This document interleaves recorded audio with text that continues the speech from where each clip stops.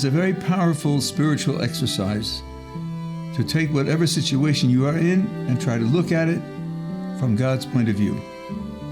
Here's an example. I've decided to work on my hospitality. It's Friday night, and I see someone in shul who obviously isn't part of our community, and I make up my mind, after the davening's finished, I'm going to invite him for hospitality. The davening finishes, I get out of my seat, but Ruvain is 2 steps ahead of me. He isn't going to. Yes, he invites the stranger for hospitality, and the stranger accepts, and they walk off happily. How do I feel? I lost my mitzvah. Ruvain stole my guest. Now, how does it look to a Kadosh Baruch Hu?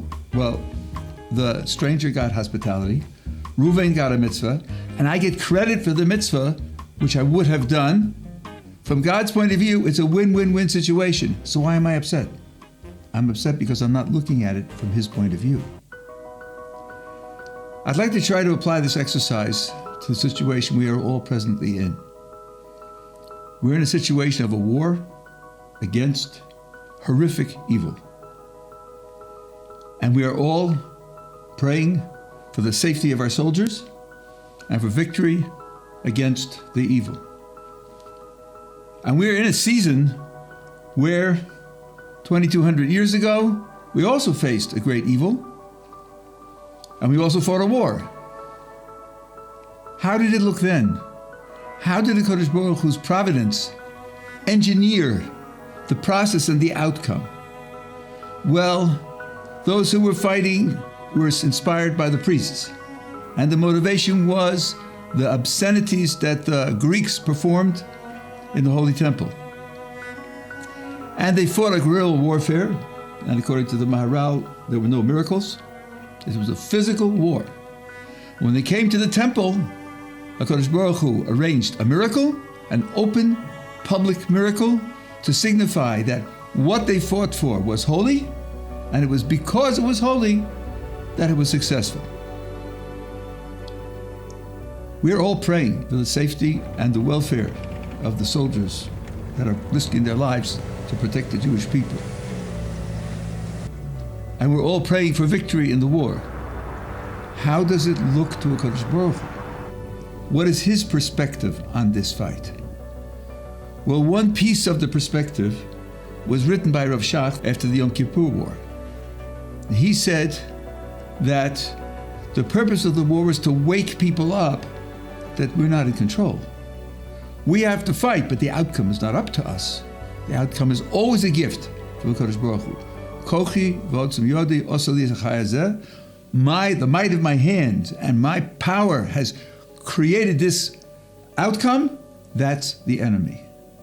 We have to learn the lesson that it isn't our power and our control. And Rav Shach writes that they didn't learn the lesson. They said, we failed, we'll do better. We'll be stronger. We'll be more intelligent. We'll be more courageous. What we have to wish for, and we have to daven for, is that the outcome of this conflict will be a Kiddush Hashem, a sanctification of God's name. People who will observe it will say, God's name should be blessed because He is the one. He is the one who organized the outcome. He is the one who protected the Jewish people.